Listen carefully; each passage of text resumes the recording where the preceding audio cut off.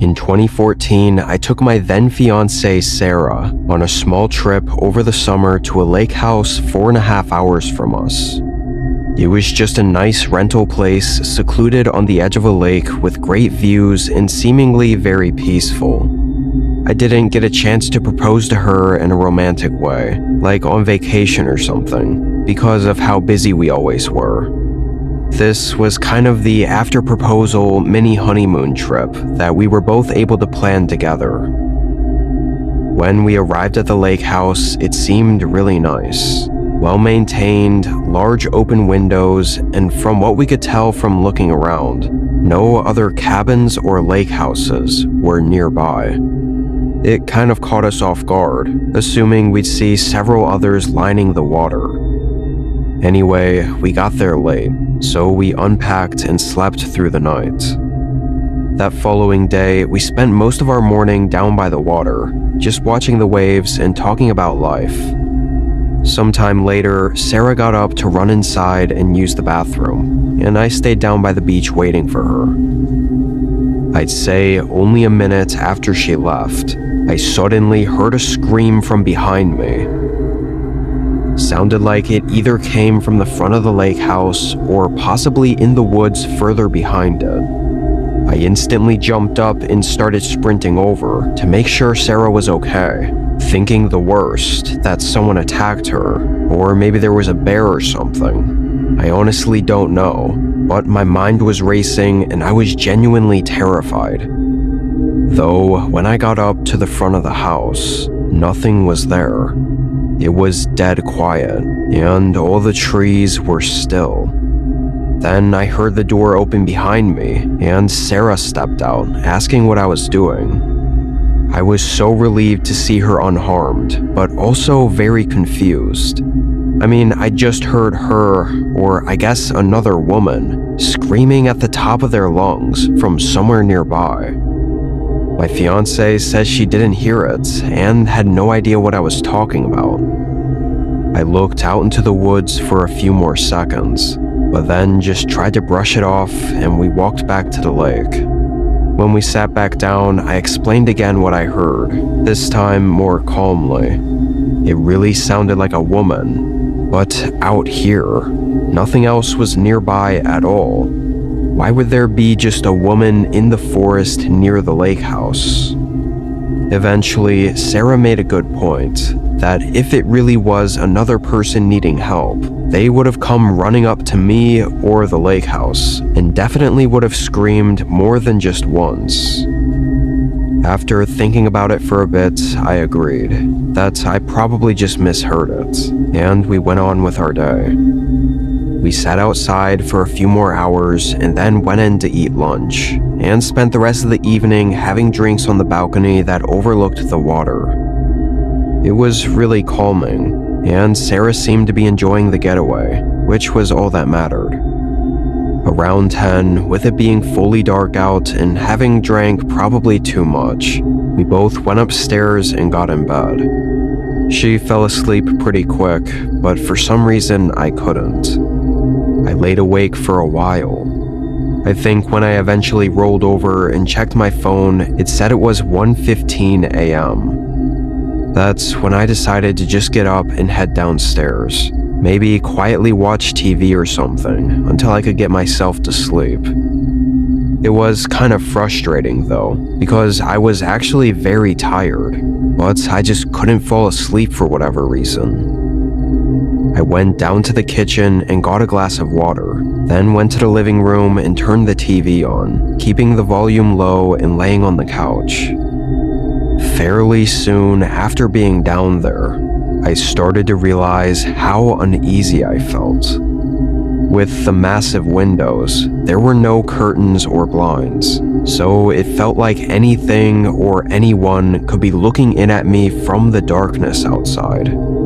I knew how crazy that was to even think about because of how remote this place was, but still, it really bothered me. And then, as I was sitting there on the couch, I heard it again. That woman screaming. It was the exact same scream I'd heard earlier in the day, and it sounded like it came from right outside the house. I got up and went over to the window, leaning close enough to the glass so I could see clearly. The forest was completely pitch dark. Nothing was even moving, like everything was completely still, to the point I thought if someone was out there, I would have at least been able to see a shape moving around, but I really didn't see anything. After a minute, I backed up and rubbed my face, exhausted and thinking I was going crazy. However, before I even made it back to the couch, 3 loud knocks at the front door. I took a few slow steps up to the door, and that's when a voice started calling out.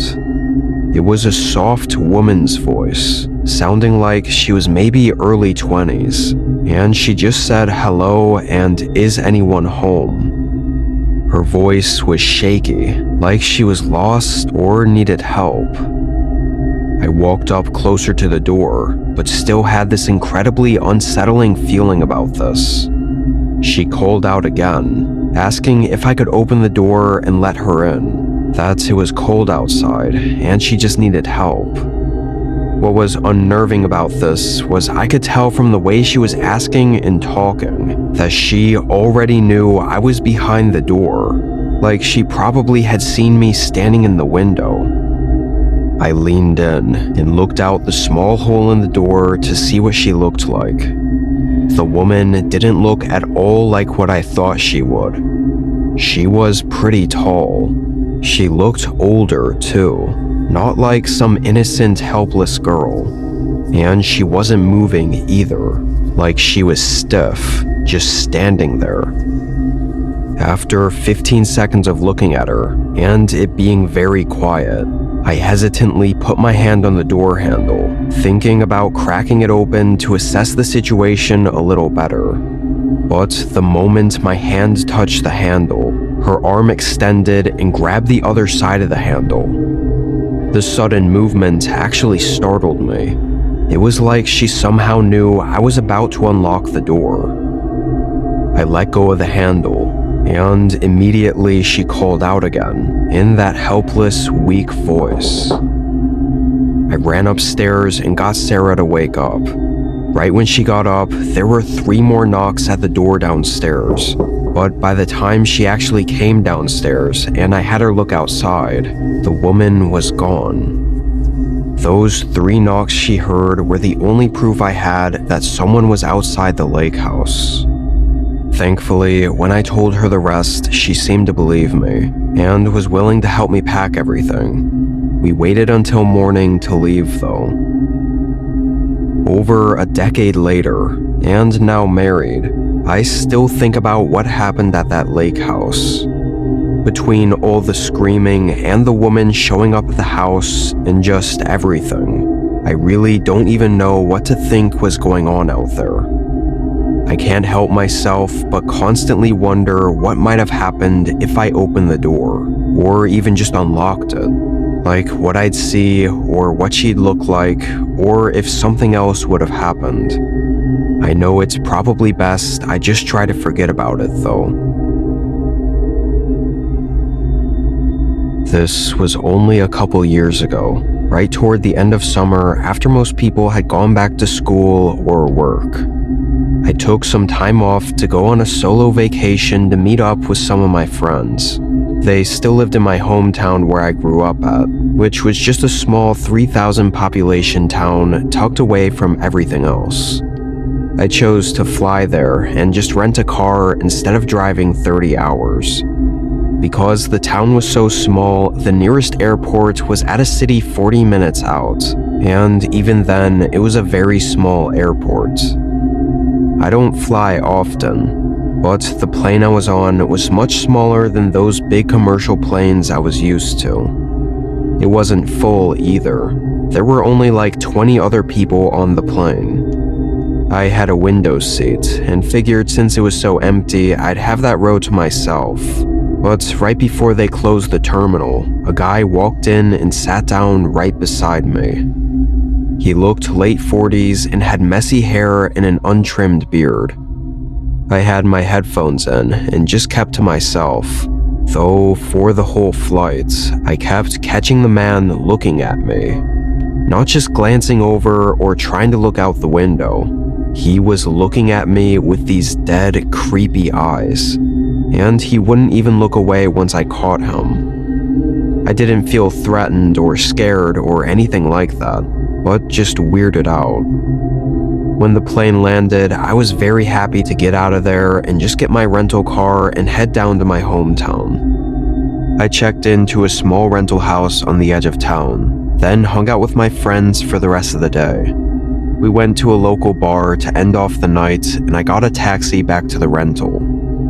I want to say I got back around 1 in the morning. I walked in and went straight to the bedroom. I was so exhausted, I just got right in bed. And maybe just a minute later, I thought I heard someone knock on the front door. I sat up confused, and after a moment got up and went to check, but nobody was out on the porch. The whole neighborhood looked very quiet and just like everyone was asleep. And although it sounded real, I was kind of drunk and tired, so maybe I mistook another sound for being a knock on the door. I didn't do too much digging into it and just went to bed and slept until morning. I made coffee and just tried to get some extra rest in on the sofa in the living room, watching TV while still half asleep. I didn't make plans with my friends until noon. It was a few hours later, as I was leaving to meet up with them, that I noticed the front door was unlocked. When I went up to open it, it just opened without me needing to unlock it. I could have sworn I locked it last night, and definitely would have noticed it when I checked out the door again right before bed, but I was kind of in a hurry to meet with my buddies, so I just locked it behind me and left it to figure out later. We did almost the exact same thing that we did yesterday, getting food, walking around town, and ending the night at the bar. I didn't drink though because I drove there. Probably around the same time, I said goodnight to my buddies and headed back to the rental. I parked in the driveway and walked up to the door, typing in the code and pressing unlock. And had I not been paying attention, I never would have noticed. But when I pressed the unlock button, I didn't hear the mechanical sounds of it physically unlocking. I felt my stomach drop. It was already unlocked again. Now it felt like it had to be more than just a coincidence. I opened the door. Initially, the house looked like how I'd left it. All the lights off, and it was quiet. Maybe the host had come by for some reason. I didn't know what else it could be. I took a few steps in, then closed the door behind me and pressed the lock button. And then I tested it. It seemed to have locked with no issues. I walked a little further in, looking down the hallway that went to the 2 bedrooms. The doors were open, which I'm pretty sure was how I'd left them. I wish I could say that my gut was telling me something was very wrong the longer I stayed in the house for, but to be honest, it was the opposite. The more that I saw everything was just how I'd left it, the more I thought I'd been overthinking everything. I walked down the hallway and looked into the main bedroom that I had my stuff set up in, and really wasn't expecting to find anything. But when I looked into the room, I could feel the blood drain from my face. There was a man sitting in the dark, right on the edge of the bed, facing the doorway. I instantly recognized him just from the dead look on his face. It was the man from the plane. I bolted away from the room and straight out of the house into the car. Oddly, I didn't hear the man chase me, or even get up from the bed. It was like he was just sitting there frozen. I drove away and called 911. I think the police got there in just a couple of minutes, but the man wasn't there. However, over the next few days, while working with the police, the rental owner, and the airlines to figure it all out, they were actually able to identify him. And the owner had a camera on the outside of the rental as well. Disturbingly, it found that the night before, when I'd woken up and noticed the door unlocked, the man had walked up to the house, and while not visible on the camera, it's pretty evident that he went inside somehow. He stayed inside for over an hour before the camera saw him walking out. There's really no saying what he did while I was sleeping, but even just thinking about him possibly opening the bedroom door and staring at me is genuinely unnerving. For weeks, the cops tried to find the man, but he didn't really have a known address or any other information aside from his name. There's no saying why he targeted me, whether or not he even knew me, or what any of his intentions were. It's been a couple of years since all this, but I still feel on edge sometimes, thinking he could still be out there looking for me.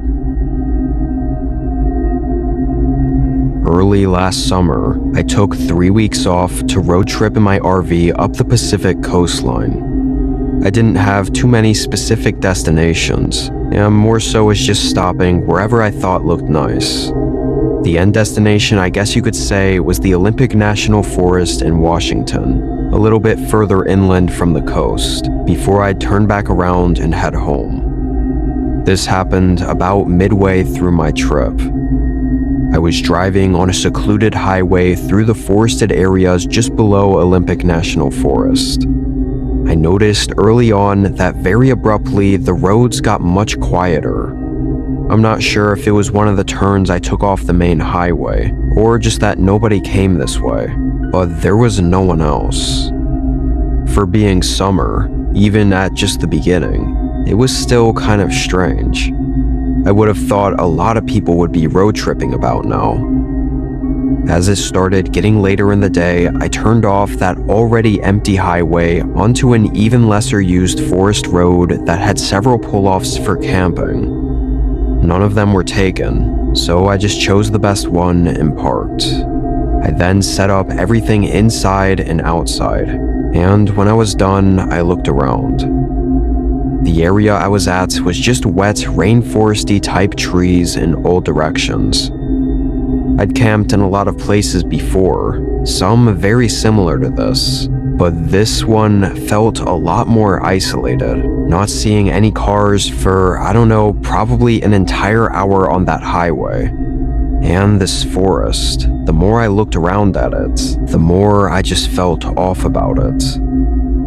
Now, anyone who does camping like this knows the general rule of if you feel something wrong, just leave.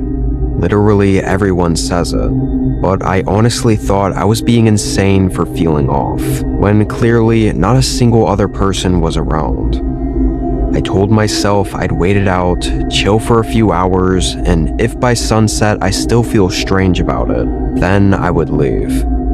Although I knew this was kind of a cop-out, because by that late in the day, there would be no way I'd pack everything up and try to find a different spot in the dark. I think it was more of just a way to convince myself not to leave. I stayed inside for the rest of that day. It was raining on and off, and just with the weird feeling, I felt better being inside. I did some work on my laptop and eventually decided to take a small nap. When I woke up, I don't remember what time it was, but the sun had gone down. It was now very dark outside. I stood up and stretched, opening the door and stepping out just to get some fresh air and look around. I had some basic floodlights on the side of the RV that reached maybe 30 or so feet into the dark. After only a few moments of being out there, the quietness started bringing back those off feelings, and I ended up walking around to the other side of the RV, which was toward the forest road that I came in from. Right away, I saw a light down the road. It was dim, but with literally no other lights around, it stood out. Couldn't tell what it was though, and having chosen the setup at the first pull-off, I knew that whatever it wasn't at a campsite. And after just 10-ish seconds of looking at it, it turned off, like someone just switched the light off. I took that as my sign to get back in the RV. I didn't really know whether to feel better or worse after seeing that. Honestly, someone else being out here kinda made it seem safer, or less isolated. But also, just some dim light near the road that shut off right after I noticed it was kinda creepy. I stayed by the window for a few minutes and watched to see if the light turned on. And sure enough, not long after I was back inside, it turned on again. Though this time, it started moving. From the way it moved, it was definitely not a car or vehicle of any kind. Someone was holding the light. Whether it was a lamp or flashlight, I'm not sure, but it moved slowly down the forest road, coming closer toward where my RV was parked. It got pretty close. I mean, it's hard to know for sure the distance of it, but when it started getting bright enough for me to think I might be able to see them soon, it shut off again. And this time, it didn't come back on. 20 minutes went by, with no signs of anything. Eventually, I closed the blinds on the window, and again debated leaving. But it was so late by this point, I didn't even really entertain the idea that much. I stayed up for another hour, then tried to lay down. I was on the bed for a while, I'd guess 40 minutes. But while I was there, I kept looking across the RV, down toward where the main door was. There was a window right next to it that didn't have any covers or blinds. It was the only one on the whole RV that I had no cover for. And every time I looked down at it, I got this really unnerving sense. Not even just a feeling. My heart would actually start racing, and I'd get really uncomfortable before I'd have to look away. The window was just black though, like I couldn't see anything out of it because it was tinted, and so all I could see were the reflections inside the RV. The only way to see through them is if it was daytime, or at night if you had a light outside. And that's when I got an idea. I got up and flicked on the outdoor floodlights, which were basically directly above that window. The instant the light came on, I saw a man's face looking in at me, literally staring right at me, like he'd been standing there watching me this whole time. He quickly moved away, but I didn't hear his footsteps at all, so I didn't know where he went. I felt everything in me start panicking. I grabbed a knife from the drawer and started throwing stuff into their places and locking the inside down so I could drive out. But I had several things outside that I couldn't just leave. Not just because they were expensive, but because they were also attached to the RV. I tried looking out the windows and looking all around the RV to see where he was, but couldn't find him. So I opened the door. Figured if I waited too long, he might come back. I ran out and packed up, just quickly detaching everything and tossing the stuff inside, then quickly getting in and locking the door behind me. I'm not even exaggerating when I say that within just the few seconds it took for me to go from the door up to the driver's seat, a thud suddenly hit the outside of the door, followed by it violently shaking like he was trying to force it open. I hadn't even been inside for 5 seconds. I turned on the RV and just started driving, getting onto the forest road and going to the highway. I didn't see any other cars, campers, or signs of people on my way out. I then drove several more hours until I got to a small town, spending the night in a motel parking lot. It scares the hell out of me to even reimagine being back out in that dense, isolated forest with nothing around. And that man's face in the window is still burned into my memory.